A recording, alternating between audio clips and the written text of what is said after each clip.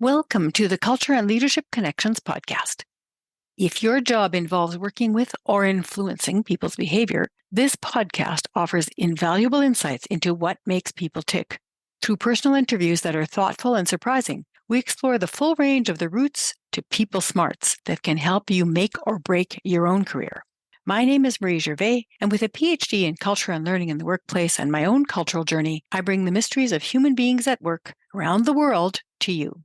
Through conversations with very diverse people, examining the groups they were born into and the ones they chose to belong to, my podcast takes a deep dive into why people do what they do and how they belong. Hone your skills to manage others and to be a better human being at work with the Culture and Leadership Connections podcast. And now for today's episode.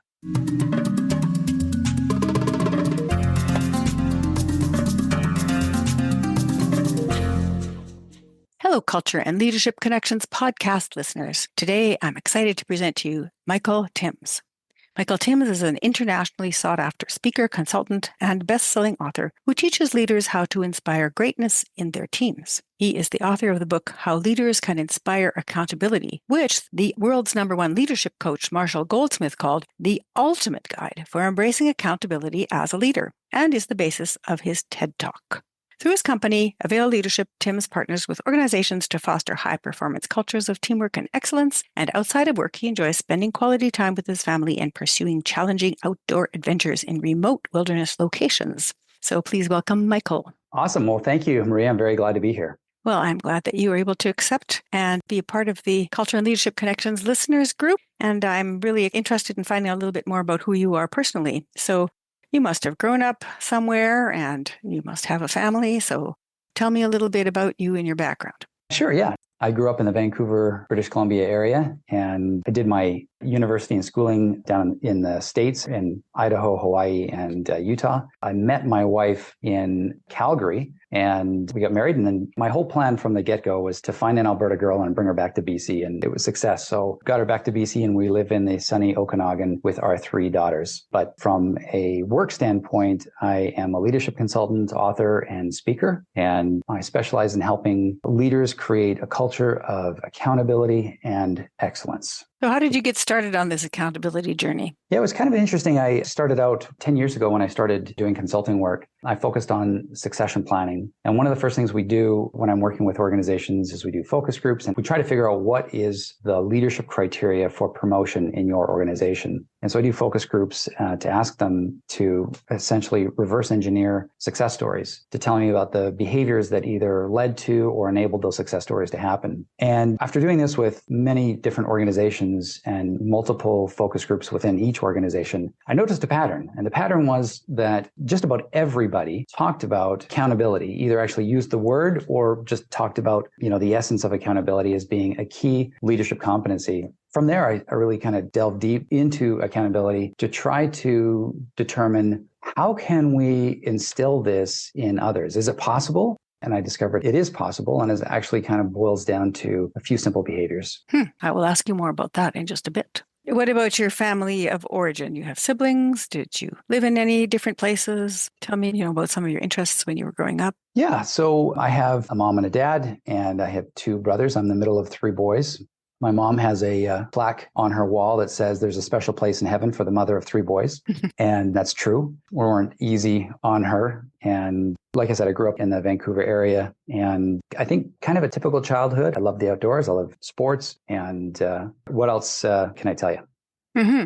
What about a couple of incidents from your childhood that you believe made you into the leader that you are today? Could be something that is difficult or something that was a great success, or it can be just some neutral thing that for some reason sticks out in your memory, but a childhood memory that you think was formative.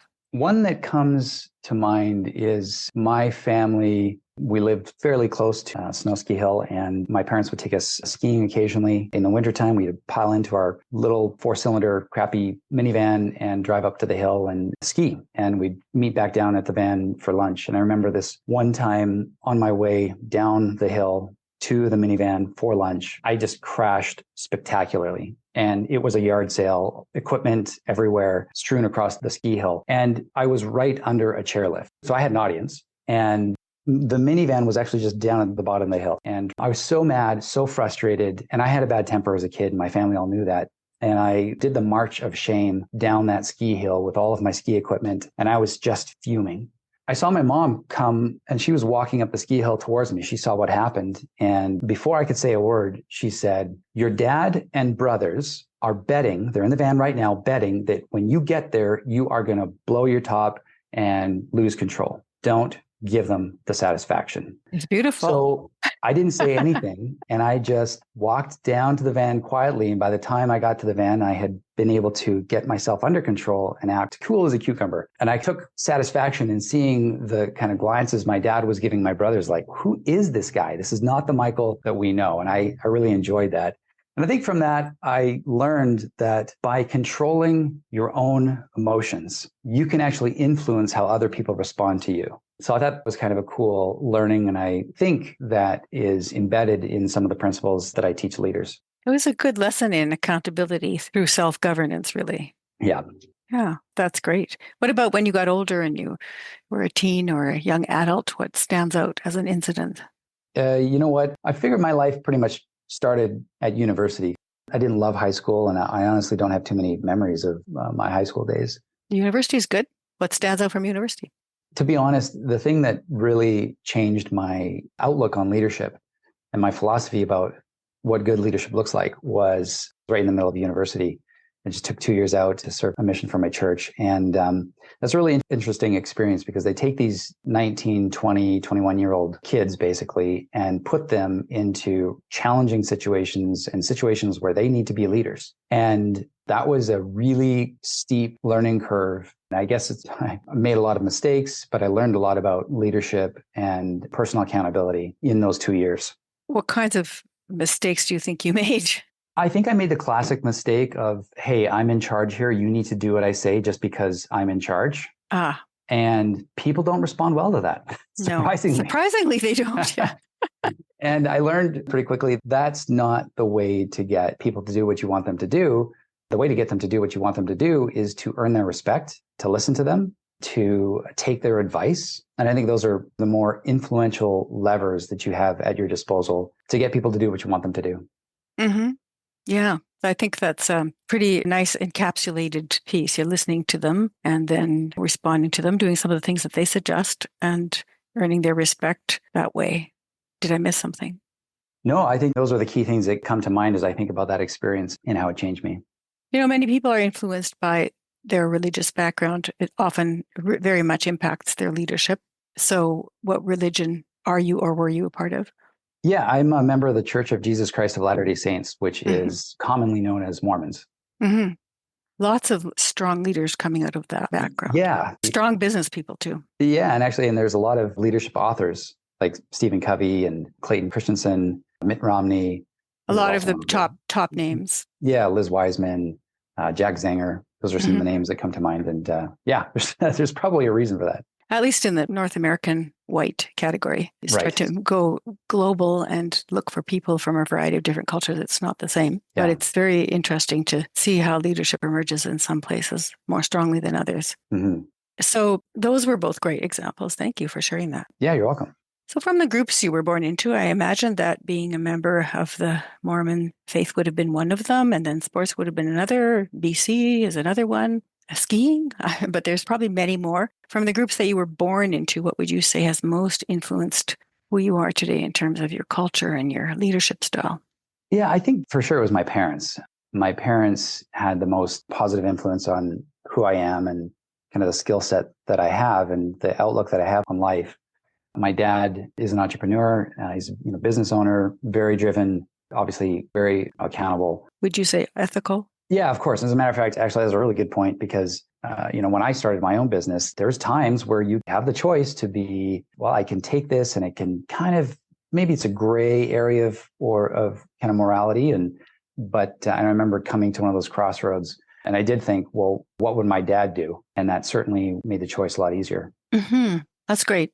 I was just at a funeral yesterday of a man who had 4 sons and he was killed in a car accident at a fairly young age, before age 45. So his sons came up and spoke at the funeral, which was a pretty brave thing for them to do. And they talked about the influence of their father and how that affected them. It was very moving. And I was with one of my grandsons, who's 4, sitting on my lap, and he said, "The man that died, does his son not have a daddy anymore?" And I said, "No, he doesn't." He said, "Well, what will he do? How will he live his life without a daddy?" Wow. I was thinking the influence of fathers in people's lives, and if they don't have a father, that influence, it's just huge. Yeah. And fortunately, both of my parents are still alive and well. But yeah, like I said, I think I got my drive and my lack of respect for rules probably from my dad. My mom was very much the opposite. She respected the rules and knew how to work within systems to get what she wanted. But she's also very intelligent, strong-willed, well-spoken.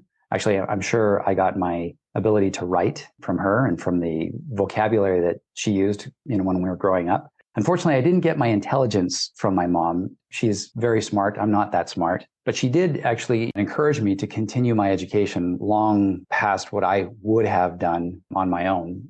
She pushed me, not just for education, but kind of anything that I accomplished in my life up to adulthood. That's what I got from her. Mm-hmm. Well, your parents were certainly a strong influence. What other groups? Because, we don't choose the places we're born into. We just grow up in them. But as we get older, we start to reflect on what those influences can be. So what other groups do you think have influenced you? Yeah, for sure. Being a member of the Church of Jesus Christ of Latter-day Saints, it absolutely changed my perspective on leadership and has a huge impact on my philosophy. And I'm sure is a main reason why there's so many business leaders and leadership thought leaders who come from this religion. There's a number of reasons. One is, like I had mentioned, for young folks who choose to go on a mission, you're really kind of thrown in the deep end and it's like, okay, you're in a leadership position, figure it out. And, we're giving you some guidance, but that's part of it. But another big part of it is it's a lay clergy. So there's no paid minister. We all take turns leading certain aspects within the church. And so there's tons of opportunities to lead. And that would be one reason. Another reason, I think, is my perspective on leadership has been influenced by the church, as well as I'm sure many others that I just mentioned earlier, because what we now today know as servant leadership, Mm-hmm. that was really baked into our doctrine.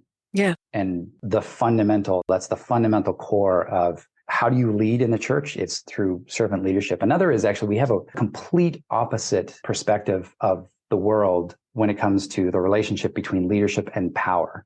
In the world, usually power comes with leadership and you have this sort of positional authority. In our church, it's the complete opposite, where nobody's getting paid and nobody has to do what you tell them to do. They're all volunteers. And so there is no power. And in fact, when it comes to leadership positions within a church. And so you have to figure out, if I'm running this program within the church, how do I influence people to do what I want them to do, having zero positional power, even though I have the responsibility of being the leader, but I can't actually make anybody do anything. And so personal accountability is also another fundamental core part of our doctrine. So I think for all those reasons, that's why our church absolutely does have a disproportionate number of thought leaders on leadership. I really love the way you articulated that. And the part that really struck me was the part about people being volunteers and taking turns in leadership positions. So that means that they not only have to figure it out, but they have to lead by example. And if they don't, then there's going to be another person or persons coming up afterwards who will have to deal with the mess they left. So, everyone can see it. It's different from somebody who gets a kind of designated title and a payment. And then it's maybe easier to hide things if you don't do something right. I'm just guessing because I've seen some things in the Mormon church, but not on a regular basis. But it seems to me that there is that development of leadership as part of the culture in a way that brings out people's moral leadership and their ability to serve others as being their true value. Yeah. And another thing, actually, as you're mentioning that kind of came to mind is, there are certain positions within the church that have, maybe a little bit more prestige that go along with them.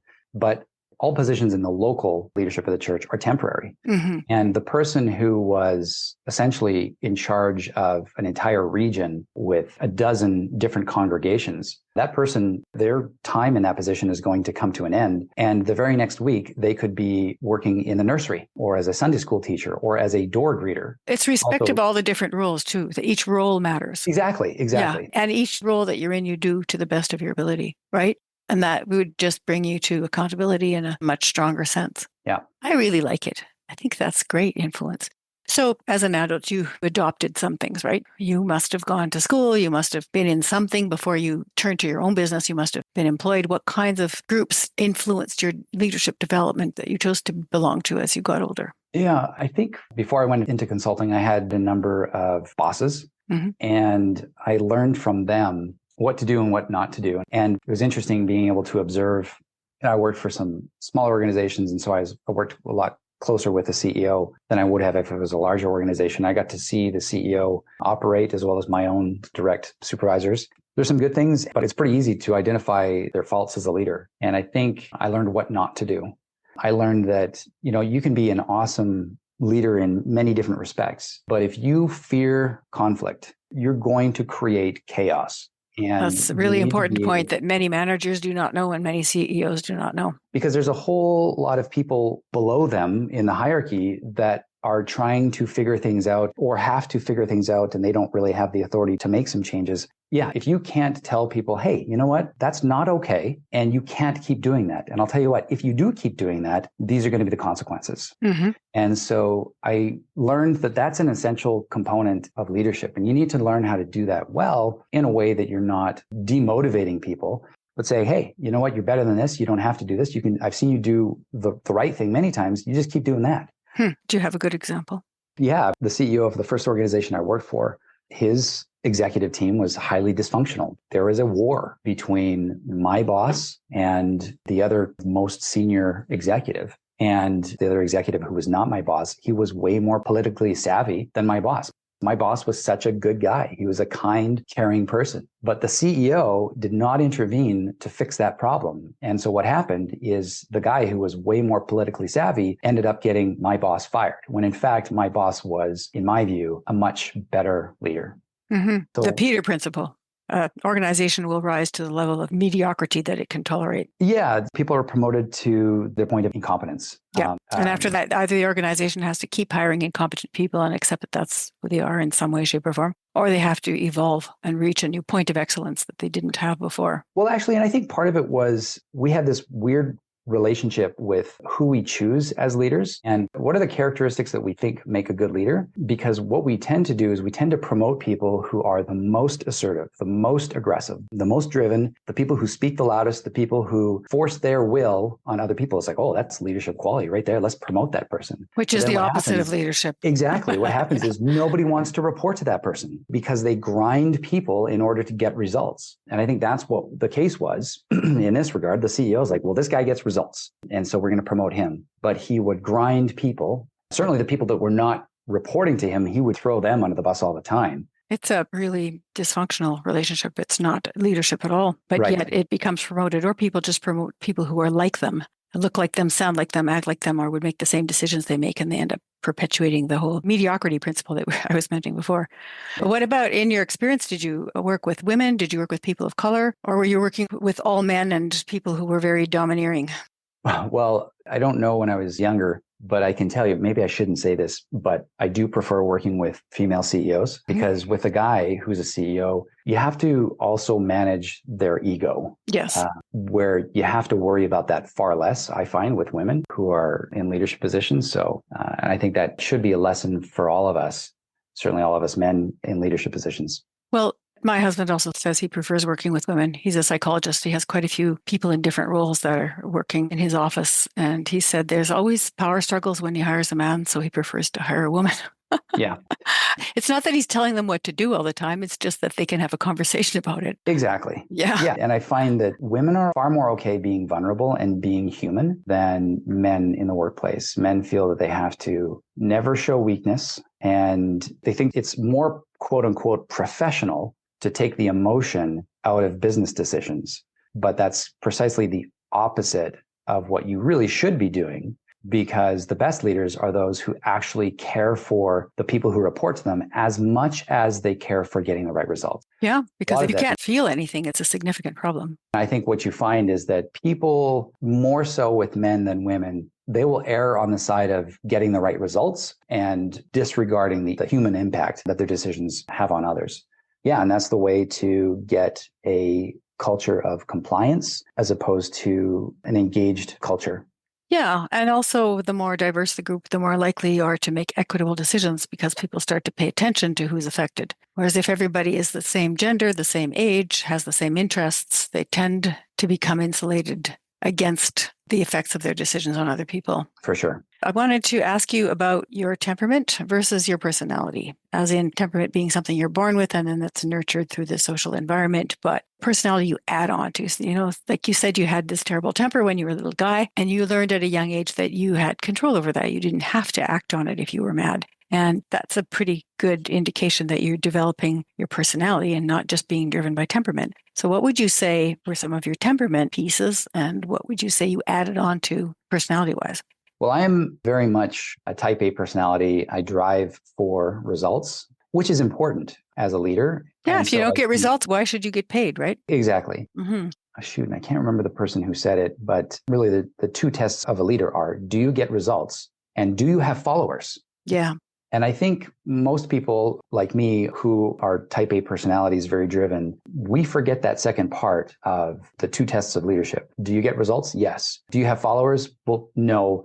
I mean, they have to follow me or they don't get paid. That's why I have compliance. And so I think what I had to learn growing up is that oftentimes being a type A personality will actually put you in a leadership position. But that's also the reason why the CEOs and executives of Fortune 500 companies, there's a disproportionate amount of sociopaths and narcissists in those positions, because that basically has been the key focus is, do you get results? Did you ever read the book Snakes in Suits? No, I haven't. It's exactly about that. Yeah. Yeah. About a disproportionate amount of CEOs being sociopaths and narcissists. Yeah. Sorry, continue your line of thought. Well, and the line of thought is really just that type of personality can get you promoted into the right position. But the great leaders, the Abraham Lincolns, the Mahatma Gandhis, the Nelson Mandelas, those individuals, they care about the people as much as they care about the results. Angela Merkel would be another example of that. She's not this flashy person, and she's not the loudest person in the room. And she wasn't constantly making a whole bunch of faux pas and inappropriate decisions. There was no news to report on from the sensationalist point of view.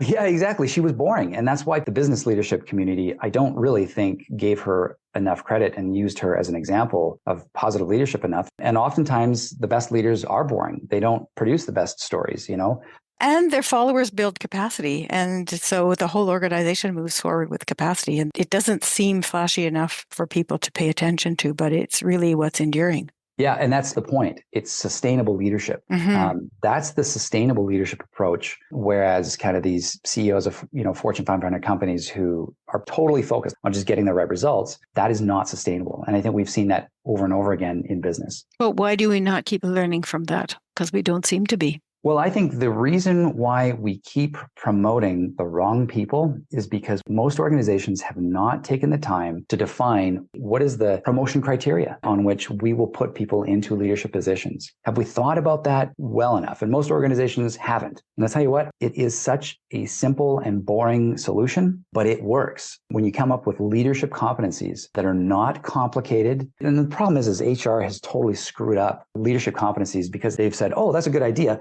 Let's create this massive, complicated matrix of a bazillion competencies going on one direction, on the horizontal axis, on the vertical axis. We're going on different levels within the organization. We're going to spell out these competencies in different ways. They've overcomplicated it. Leadership competencies should be simple. It's basically, what are the handful of key things that you have to do, that you must do, and that people must observe you doing to be qualified to lead other people. Bring, all of your other great personality characteristics that makes you awesome, but just add a few of these leadership competencies and you will be an amazing leader.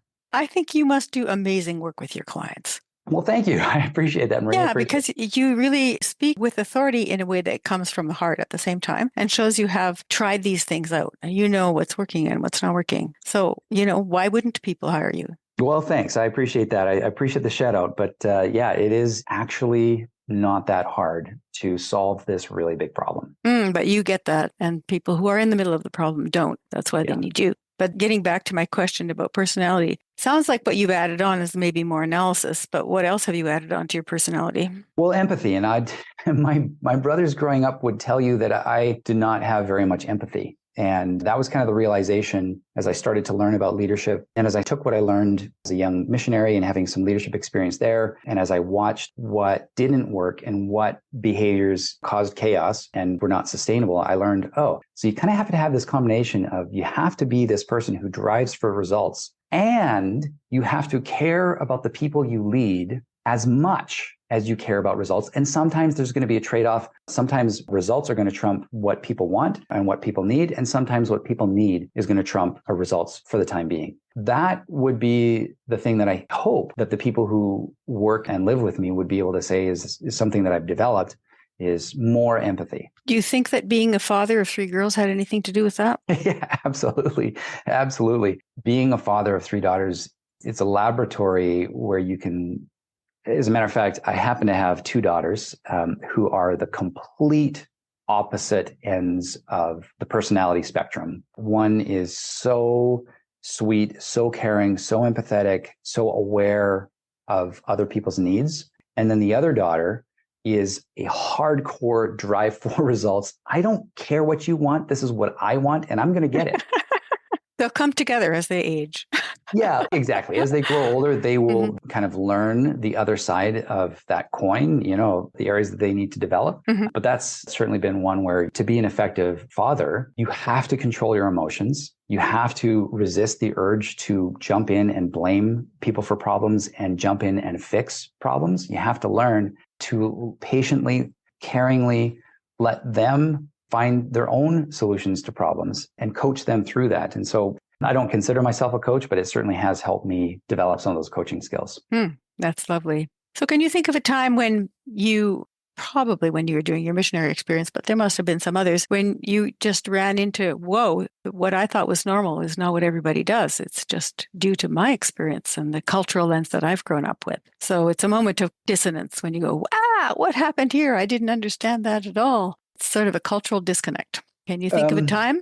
The time that probably comes to me quickest is actually a little bit later on in my career. When I first started consulting 10 years ago, when I was teaching people how to create a culture of accountability, a lot of the bosses that I had in the past were not good in some ways. One of the things that most of them did is have one-on-ones with every single one of their staff.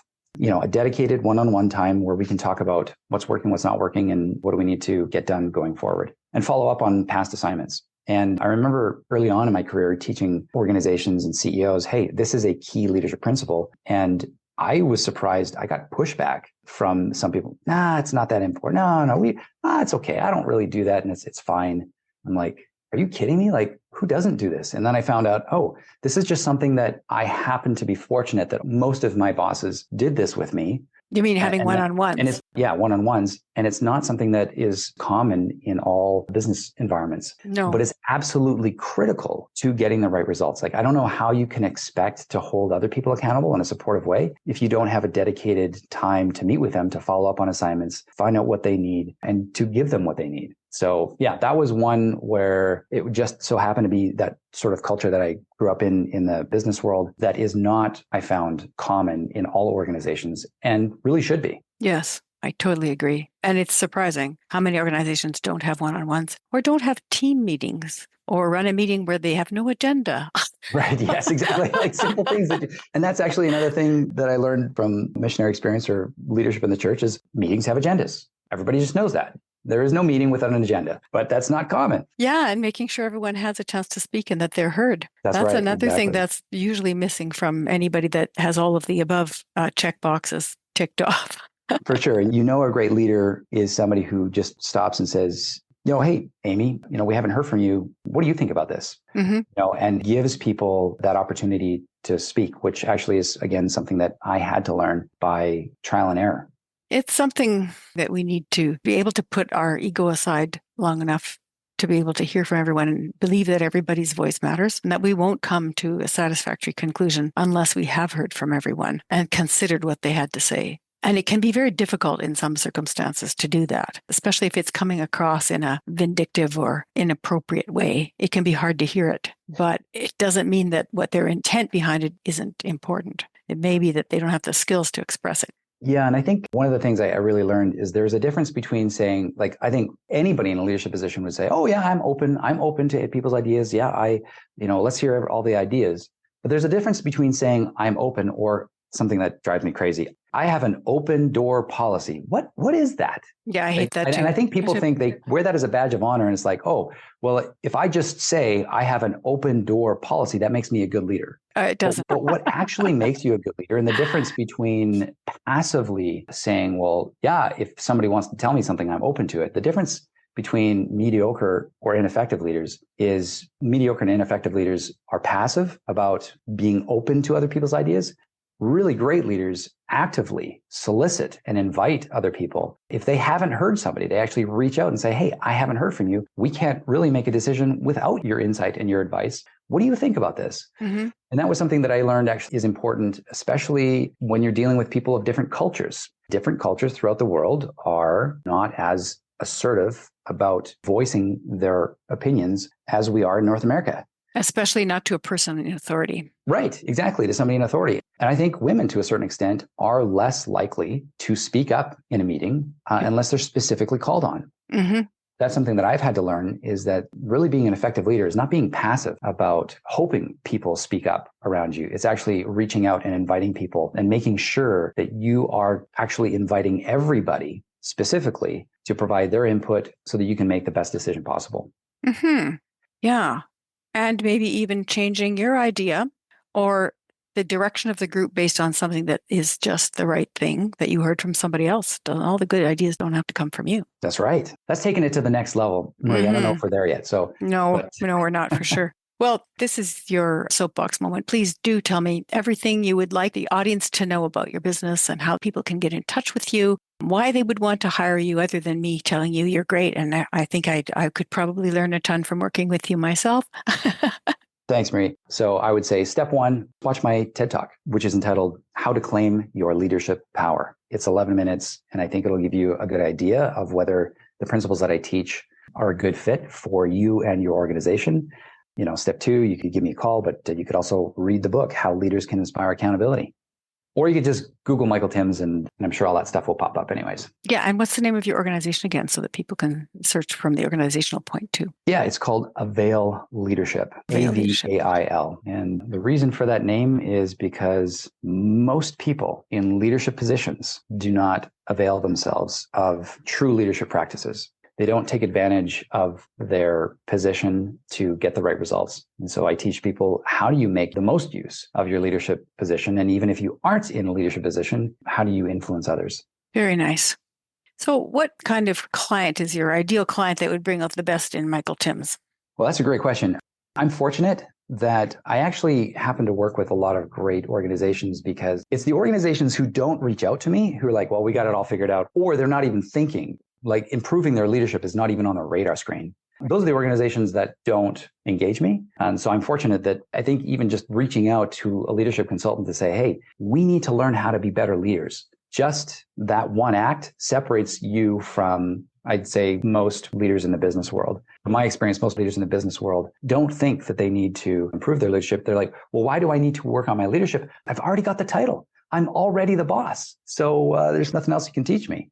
Or I'm obviously doing something right, or I wouldn't be in this position. And there is something to be said about that. But I've discovered there are a few behaviors and practices that, if you adopt them, really make the difference between being a mediocre leader and being the leader of an exceptional organization. And those are the few habits and practices that I teach my clients. And probably very easy to say, but hard to do. That's exactly right. That would have been the very next thing I would have said, Marie. Anything that can be said simply and is striking means it's going to take you a lifetime to get good at it. That's right. That's a good point.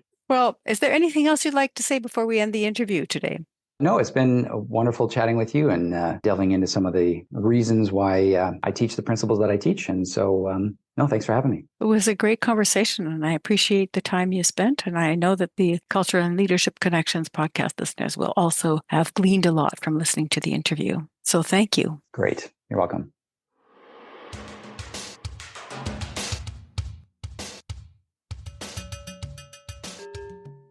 Michael Timms grew up in British Columbia, Canada, where he had the opportunity to ski the mountains, develop his talents, and participate in leadership building events through his church. A formative moment came when he learned to calm his own anger after the humiliation of a spectacular, publicly viewed skiing crash. Later on, a 2-year mission with his church allowed Michael to experience the benefits of humility, teamwork, learning from mistakes, and becoming a true listener. He developed more empathy from his own work experiences and being the father of 3 daughters. I enjoyed my interview with Michael and found a few highlights I would like to leave you with. Number 1, challenging a child to be his best self, as Michael's mother did after the ski crash, might be one of the best lessons in accountability we can bake into our children. We are always better than our reactions and instincts, and Michael took that to heart at a young age. Number 2, reflecting on the negative effects of ego, which we see falsely branded as leadership, can bring about the increased desire to listen to and build capacity in those around us.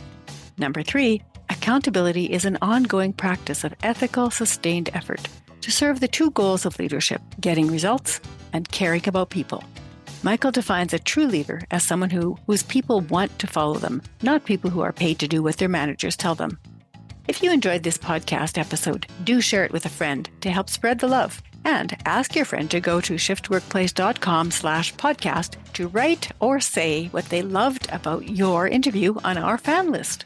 Thank you so much for listening, and may culture and leadership connections continue to guide and inspire your day.